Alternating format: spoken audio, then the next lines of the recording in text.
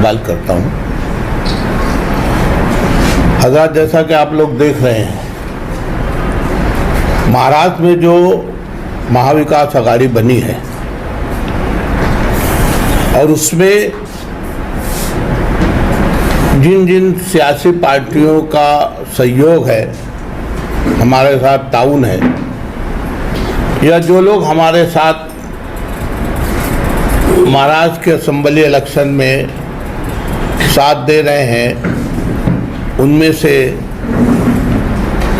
यहाँ पर शरद पवार कांग्रेस के जिम्मेदारान, मार्क्सिस्ट कम्युनिस्ट पार्टी के जिम्मेदार और शिवसेना उद्धव ठाकरे के जिम्मेदारान यहाँ पर हाजिर हैं, जैसा कि आप लोग सबको देख रहे हैं। इलेक्शन अपने उरूज पर आ चुका है और मुर्गी उड़ी के अंडा ये आखिरी दिन तक चलता है। और मैं तो इस बात को मानता हूं कि सियासत के मैच में कोई गेंद आखिरी गेंद नहीं हुआ करती। एक बात का इजाला और सफाई हम लोग करना चाहते हैं कि महाराष्ट्र में जहां तक अलायंस का ताल्लुक है, समाजवादी पार्टी महाराष्ट्र में हमारे साथ है, लेकिन यहाँ पर जिस ढंग से उन्होंने अपने कदम बढ़ा दिए हैं या जिस उम्मीद पर वो पहले से ये सोच रहे थे, और जैसा कि उनके अकाबरीन ने ये कहा था कि भाई आप इलेक्शन लड़ो, आपका हमारी तरफ से पूरा इशारा है। समाजवादी पार्टी महाराष्ट्र में क्या हैसियत रखती है, किसी से पोशीदा नहीं है। जहाँ तक अलायंस का ताल्लुक है, कांग्रेस आयोग के पास सबसे ज़्यादा सीटें 102 सीटें, और जाहिर सी बात है बड़ा भाई छोटे भाई को देता है।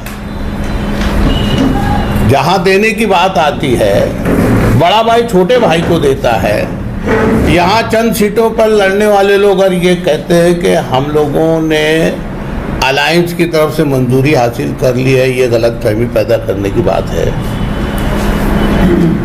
कांग्रेस और उसके सहयोगियों का सबसे बड़ा मोटो या मकसद ये है कि हम फिरका परस्त ताकतों को क्यों कर पीछे धकेलें। हर कोई अपने में अंजुमन है,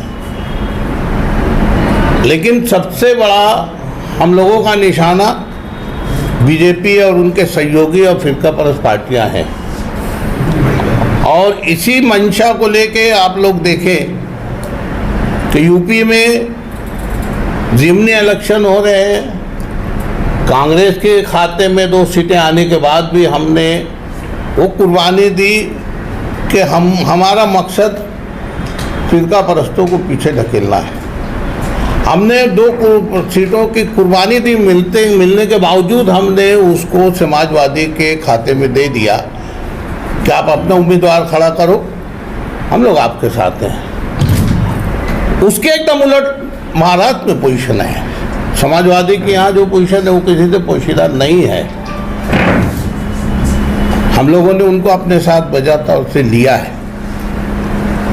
लेकिन मालेगांव में हमारे कानों तक जो बातें आ रही हैं कि उनको एबी फॉर्म मिल गया है और वही अलायंस के उम्मीदवार हैं, इस गलतफहमी का इजाला करने के लिए आप लोगों को यहाँ बुलाया गया है। कांग्रेस का उम्मीदवार, जैसा कि पिछली तारीख रही है, मालेगांव की सीट कांग्रेस के कोटे की हमेशा से मंजूर रही है, और उसी बुनियाद पर एजाज बेग साहब को इंडिया अलायंस की तरफ से मालेगांव की सीट कांग्रेस के खाते में मख्तस की गई है। आज मंजरनामा बिल्कुल साफ नहीं है, लेकिन मैंने कहा ना कि सियासत के मैच में कोई गेंद आखिरी गेंद नहीं होती। हमको उम्मीद है कि इलेक्शन के आखिरी दिनों के पहले पहले समाजवादी पार्टी के कैंडिडेट को ये कह के बिठाया जाएगा कि आपको बैठना है इंडिया अलायंस के हक में, क्योंकि सबका एक ही मकसद है, हमको फिरका परस्त पार्टियों को रोकना है। आप अगर महाराष्ट्र की थोड़ी सी हालात देखेंगे तो आज के वजीर आला भी शिकायत करते हुए नजर आ रहे हैं कि उनके साथ जाती हो रही है। उनको इशारा दिया जा रहा है कि आप राज ठाकरे के बच्चे के हक में अपने उम्मीदवार को बिठा लो। नवाब मलिक के बारे में फडणवीस साहब ने कहा कि हमने तो पहले ही कहा था कि उनको खड़ा मत कीजिए, हम उसकी मुखालफत करेंगे। वो उनके गठबंधन में होते हुए भी वहाँ पर मतभेद है, या तो थोड़ा बहुत है। अगर आप महाराष्ट्र के लेवल पे देखें तो फडणवीस जैसा खाक सियासतदान भी इस बात को कबूल कर रहा है कि हम लोग अपने बागियों से परेशान हैं। जहाँ इंडिया अलायंस में 14 लोगों की शिकायत है, उन 50 लोगों की शिकायत हमारे मुखालफिन की भी है। और कुछ बातों तो एकदम आया है। नवाब मलिक को ले लीजिए, या बाल ठाकरे के अपने राज ठाकरे के लड़के को ले लीजिए, या और दूसरी बहुत सारी सीटें आप देख लीजिए। भिवंडी में रुपेश म्हात्रे, जो कल तक उद्धव ठाकरे के सबसे वफादारान में से थे, कल उन्होंने जाके एकनाथ शिंदे से हाथ मिला लिया। और सेठी, जो सबसे बड़ा मुखालफिन में से था उसके, जिसको 2 बार उसने रुपेश म्हात्रे ने हराया है, आज वो उसके हक में वोट मांगने के लिए तैयार हैं हमारे समाजवादी पार्टी के कैंडिडेट शेख साहब के हक में। तो ये सब बातें बहरहाल होती रहेंगी और इलेक्शन के आखिरी दिन तक ये होगा।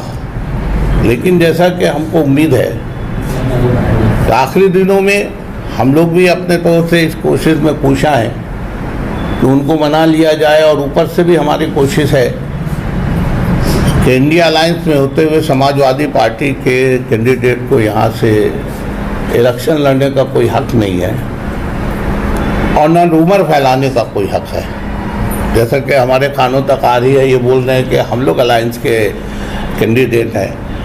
इंतहाई गलत बयानी और गैर जिम्मेदाराना बयान है ये। हमको उम्मीद है कि चंद दिनों में मंजरनामा साफ हो जाएगा और उनको रखना पड़ेगा। इलेक्शन के आखिरी दिन तक, मैंने कहा ना कि इलेक्शन के मैच में, सियासत में, एक मैच में कोई गेंद आखिरी गेंद नहीं होती, आखिरी लम्हात में भी फैसला हो जाता है। समाजवादी का उम्मीदवार बागी उम्मीदवार है, ऐसा आप कहना चाहते हैं? देखिए, अभी तक मंजरनामा साफ नहीं है, ऊपर से हम लोग आदेश के मुंतजिर हैं। समाजवादी का उम्मीदवार मालेगांव में सिर्फ 2 सीट अलायंस ने जो उनको करार किया है, वो 2 सीट पे हम काम कर रहे हैं उनका, लेकिन बाकी जगह उन्होंने बंडखोरी की है, ये एकदम खुला है। तो फिर उन्होंने अपने जलसे में, अभी रजा चौक के जलसे के अंदर सभी पार्टियां जो आप लोग मफलर लगाए हैं, इसी तरीके से उन्होंने अपने स्टेट से झंडा लगाए हैं। उनकी कोशिश कर रहे हो, हम लोगों की तरफ से झंडा दिया नहीं गया। तो फिर हम लोगों ने एक्शन लेना, आज की प्रेस कॉन्फ्रेंस बुलाने का मकसद ये है इंडिया अलायंस का कि भाई जो इन लोगों ने इस तरीके की हरकत कर रहे हैं ये गलत है। नहीं तो उन्होंने बताना चाहिए कि हमारे बड़े लीडर इंडिया अलायंस का प्रचार करने आ रहे हैं। तो झंडा लाए कहाँ से, कौन दिया उनको? आप बना सकते हैं, हम उसकी तहकीक में लगे हैं। हमारी पार्टी का जहाँ तक सवाल है, 2 खासदार आ रहे हैं, ठीक है, लेकिन शोभाताई कब आ रही है प्रचार के लिए? शोभाताई भी आने वाली है इंडिया अलायंस के प्रचार में। इंडिया अलायंस के प्रचार में शोभाताई भी आएंगी और भी बड़े लीडरान आ रहे हैं। आज भी 2 मेहमान आ रहे हैं। शोभाताई बच्चा फॉर्म भरने भी नहीं आई थी दुनिया में, अनिल अन्ना गोटे का फॉर्म भरने गए, दुनिया मालेगा एक ही समाजवादी को लेके बैठे हम लोग। नहीं, ठीक है ना। हाँ, नहीं, उसमें मेरी उनसे डायरेक्ट बात हुई थी और उस वक्त वो मोहाड़ी में थे। तुम्हारे मेरे ख्याल से कुणाल पाटिल का जो मतदार संघ है दूल्हे का, वहाँ पर थी और बोले देखो मुझको यहाँ और अन्ना गोटे ये दोनों के लिए यहाँ पर रहना ज़रूरी है, मुझको ऊपर से आदेश है और यहाँ से मुझको सटाना भी आना है, क्योंकि पहले से आदेश है कि आपको ये तीनों जगह कवर करना है। कहीं ऐसा तो नहीं है कि उनको मालेगांव शहर से सभी पार्टियों ने मिलकर वोट दिलाई थी और वो उसी का पालन करते हुए मालेगांव नहीं आ रहे? देखिए, उन्होंने, आप अगर मालूमात लेंगे तो बहुत सारे ऐसे जो उम्मीदवार आज हैं उनसे उन्होंने सफाई से कहा था कि आप लोगों ने पार्लियामेंट में जिस ढंग से हमारी मदद की, हम उसके लिए आपके बहुत शुक्रगुजार हैं। लेकिन जहाँ तक पार्टी लेवल की बात है, पार्टी के प्रचार की बात है, मैं मालेगांव आऊँगी तो आप लोग उसका बुरा ना माने। ये उन्होंने हमारे उन उम्मीदवारों से कहा है जो आज हमारे कब सामने की हैं। तारीख दी है उन्होंने आने की? अभी तक कुछ तय नहीं है। देखिए, नेशनल पार्टी है, कोई लोकल पार्टी तो है नहीं। ढेर सारे मसाइल, ढेर सारे प्रोग्राम रहते हैं। हम लोग मुंतज़िर हैं और टच में हैं कि कहीं ना कहीं से उनकी सबील हो जाए आने की। वो भी आने में दिलचस्पी रखती हैं ताकि बहुत सारी गलत फहमियों का इजाला हो सके, लेकिन आदेश के ऊपर है। वो आएंगे तो आप लोगों के लिए वोट मांगेंगे, आप लोगों के लिए प्रचार करेंगे, ज़रूर। क्योंकि समाजवादी से भी यहाँ पर उम्मीदवार है और इंडिया अलायंस का हिस्सा है समाजवादी पार्टी जी। वो भी उम्मीदवार है, आप लोग भी उम्मीदवार हो। तो क्या- मैंने आपके आने से पहले मुश्ताक भाई ये कहा था कि वो अलायंस के उम्मीदवार नहीं है, वो खड़े हैं और हम मुंतज़िर हैं ऊपर के आदेश से, और 2-1 दिनों में आना ही आदेश, उनको बैठना चाहिए। सती सदी में कोई बात हुई आपकी लीडरान से? चल रही है ना बात? चालू है। चालू है ना बात, जारी है ना बात। अभी इस प्रेस कॉन्फ्रेंस में नामजद गदर उम्मीदवार रहता है साहब मौजूद, इसकी क्या नहीं, उन्होंने अलायंस से बुलाया है। ये कॉन्फ्रेंस है इंडिया अलायंस की तरफ से बुलाया गया है। सदर महोदय। भाई उम्मीदवार तुम तुम्हारा काम करो, अलायंस तो कांग्रेस के जिम्मेदार है और अलायंस के जिम्मेदार है। ठीक है, अभी आपने कहा कि मकामी लोगों ने बगावत की समाजवादी की, तो ये क्या अखिलेश यादव की भी बगावत नहीं है कि इंडिया अलायंस के साथ? देखिए, देखो, अभी अबू हासिम साहब ने आखिर तक बम्बई में पत्रकार परिषद में ये कहा था कि मुझे हाईकमान का आदेश है, आखिर में जहां तक अलायंस टूटना नहीं चाहिए, अपनी पार्टी की कोई ऐसी हरकत नहीं होना चाहिए। हम कोशिश में लगे, मिल गई सीट तो हम लड़ेंगे, नहीं तो हम अलायंस के साथ ही है।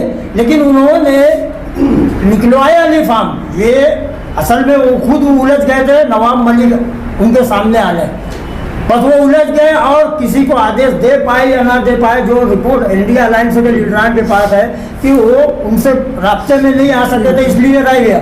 लेकिन इंडिया अलायंस में सिर्फ 2 सीट पे है। आज कोई भी अबू हासिम साहब से और रईस जो इससे पहले संभाली भिमंडी के, उनसे पूछ सकते हैं। समाजवादी को लेकर आप कुछ ज्यादा संजीदा हो रहे हैं, ऐसा तो नहीं कि समाजवादी आपसे ज्यादा मजबूत है क्या?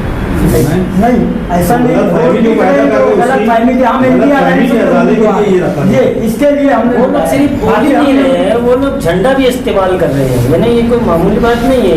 ये जो अभी कल से उन्होंने इस्तेमाल किया है, मुताबिक ये 2 दिनों में क्या ये फैसला हो सकता है कि पार्टी के जिम्मेदार महाराष्ट्र लेवल पे और नेशनल लेवल पे प्रेशर डाल के वो वापस उम्मीदवारी उनकी रोक सकते हैं, ऐसा जैसे पूरी उम्मीद है ना, और इसीलिए तो हम लोगों ने प्रेस कॉन्फ्रेंस लेना बहुत ज़रूरी समझा कि इस बात की सफाई हो सके कि वो अलायंस के नामजद करदा उम्मीदवार नहीं है।